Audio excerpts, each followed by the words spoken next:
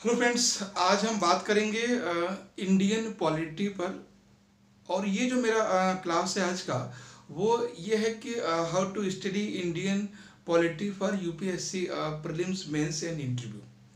तो सबसे पहले हम देखेंगे कि जो इंडियन पॉलिटी है और यूपीएससी दोनों को अगर साथ मिलाएं तो किस तरह समझना है और उसमें क्या क्या आपको स्टडी मटेरियल को फॉलो करना है।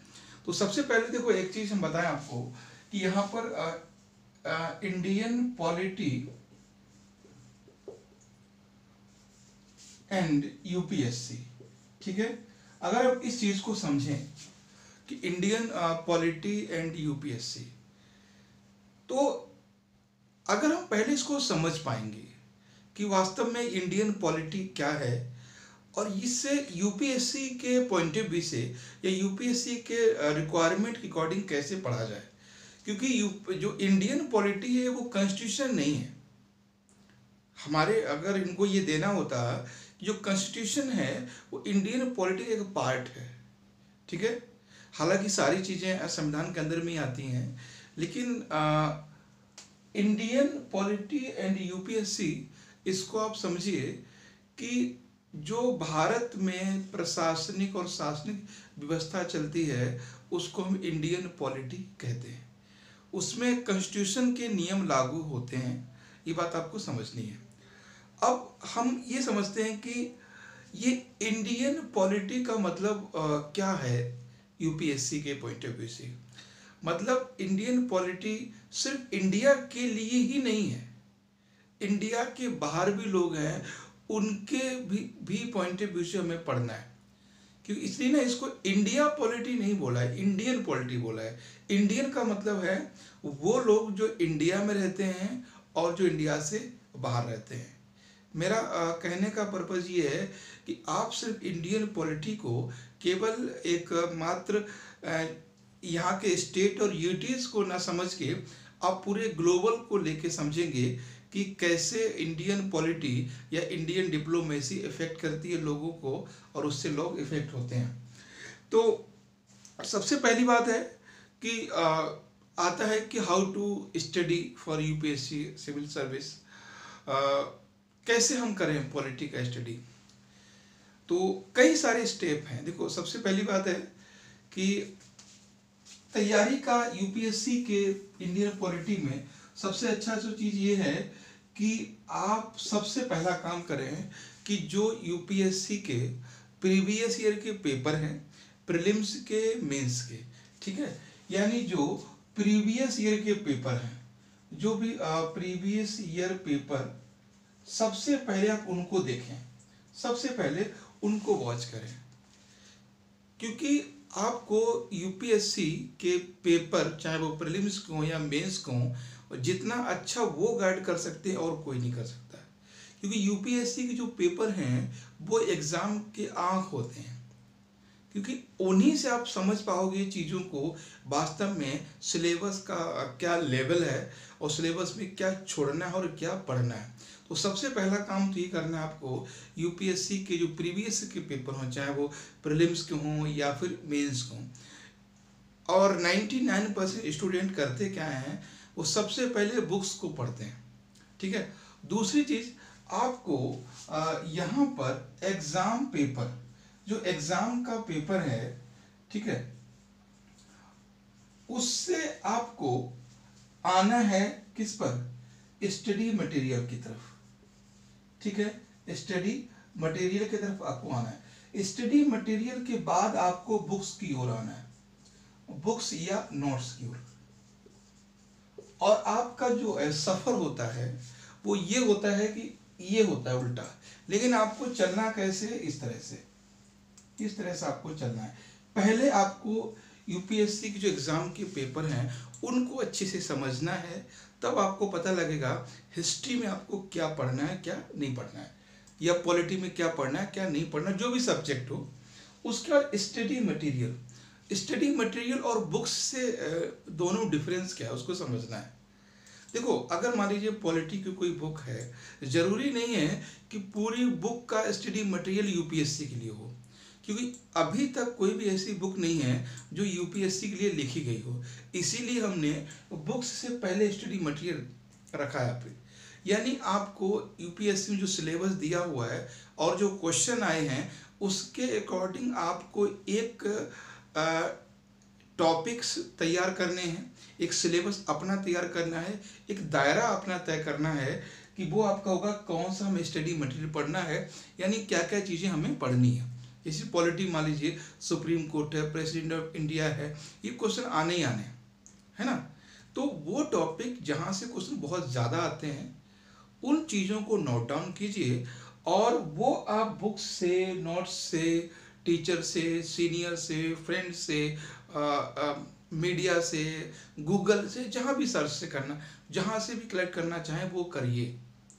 तो पहली चीज़ थी कि आपको प्रीवियस ईयर के पेपर को देखना है, उसके बाद एग्ज़ाम के पेपर के अकॉर्डिंग आप अपने स्टडी मटेरियल को सेलेक्ट कीजिए कि वास्तव में हमें ये चीज़ें पढ़नी है, चाहे वो हिस्ट्री हो, पॉलिटी हो, इकोनॉमी हो, ज्योग्राफी हो, कुछ भी हो, ठीक है।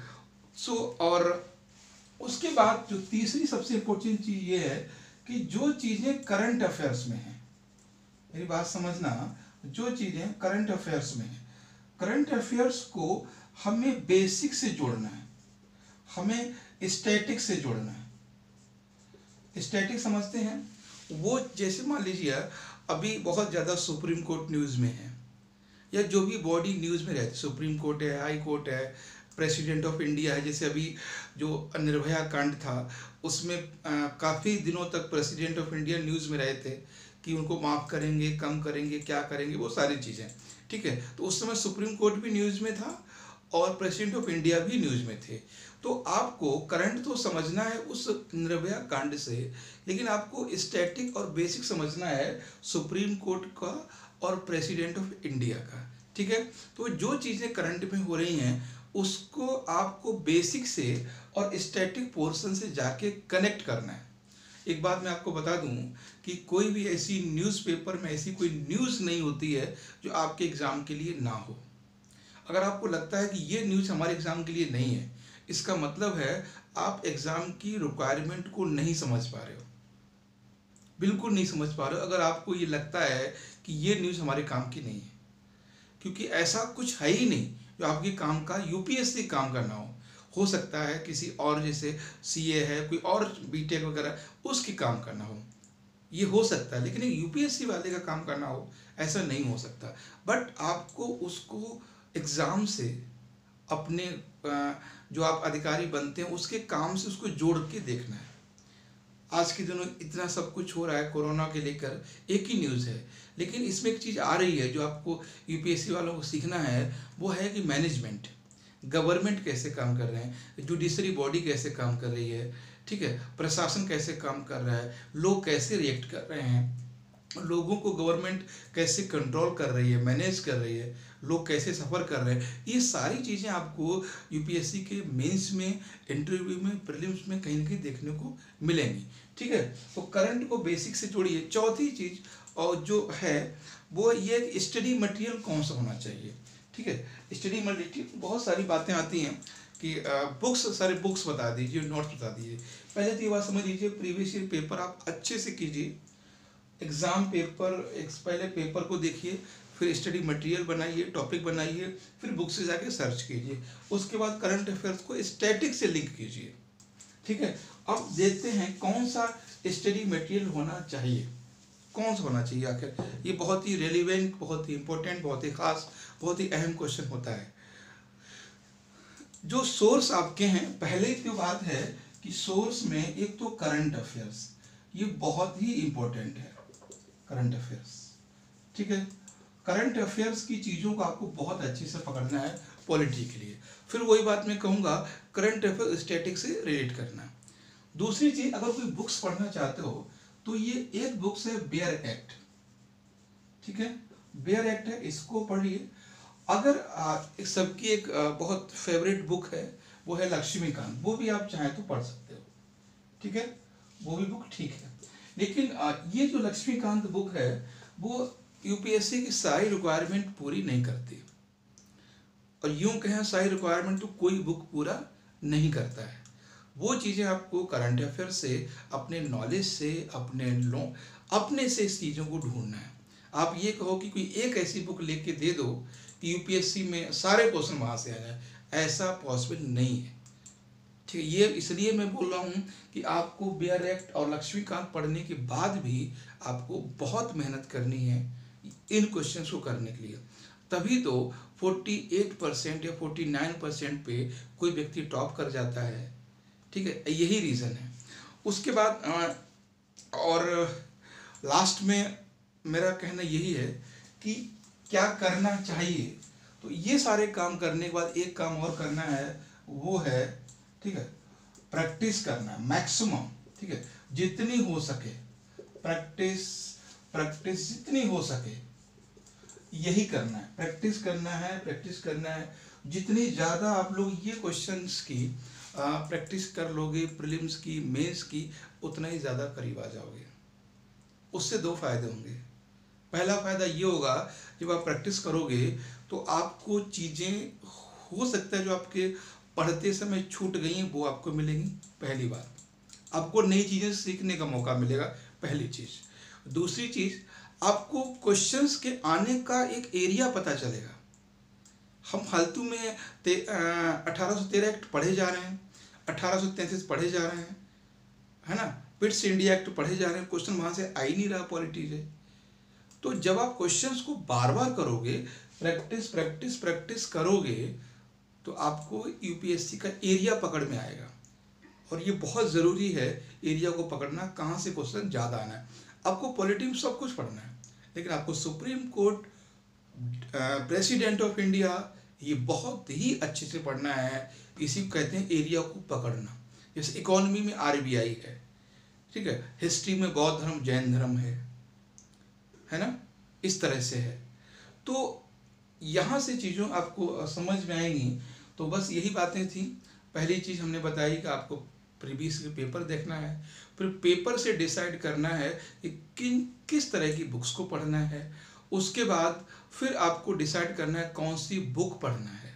बुक में दो ही हैं, बी आर एक्ट और लक्ष्मीकांत। और भी कोई बुक, देखो बुक तो कोई गलत नहीं होती, सारी बुक्स में अच्छा लिखा हुआ, उसमें कोई प्रॉब्लम नहीं है, बट आपको उसको समझ में आनी चाहिए। देखो कोई भी बुक हो, सुप्रीम कोर्ट के बारे में वही लिखा होगा जो होगा, राष्ट्रपति के बारे में वही होगा जो होगा। बस ये हो सकता है किसी में इजी लैंग्वेज में दिया हो, किसी में थोड़ा टफ दिया हो, किसी में थोड़ा कम दिया हो, किसी में थोड़ा ज़्यादा दिया हो। लेकिन ऐसा नहीं हो सकता है कि राष्ट्रपति की चुने जाने की उम्र कोई 25 साल बता दे, नहीं, वो जितनी 35 साल है उतनी ही बताएगा, है ना। ऐसा भी नहीं है कि भाई ग्राम पंचायत के लोग उसमें इलेक्शन करते हैं। मेरी बात शायद आप समझ रहे होगे। ये दो बुक ही नहीं, इसके अलावा अगर कोई आपके पास बुक है तो वो भी पढ़िए, वो भी बहुत अच्छी है। ठीक है, बाकी जो हमारा नेक्स्ट वीडियो आएगा वो प्रियम्बल पे आएगा और इसको हम पार्ट वाइज करेंगे। Thank you.